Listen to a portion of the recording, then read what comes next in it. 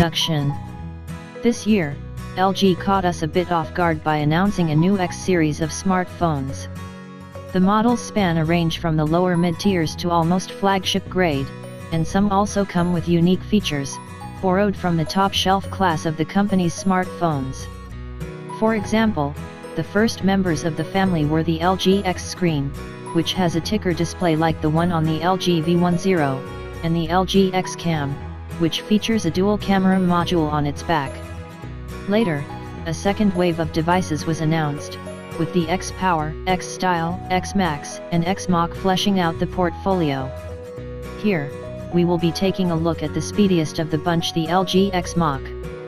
Dressed in modest-looking build materials, it sports a Qualcomm Snapdragon 808, 3GB of RAM, a camera with impressively wide, 1.55 pixels, and a QHD, 1440 x 2560, screen resolution.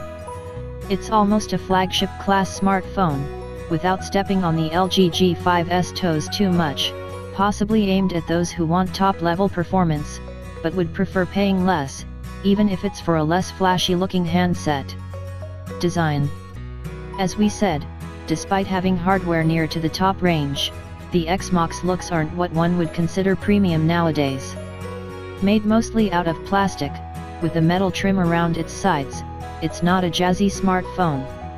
However, when handling it for the first time, one can't help but notice how comfortable it is to operate with one hand, despite its 5.5-inch screen. That's thanks to its impressively compact body size and non-slippery, rounded back.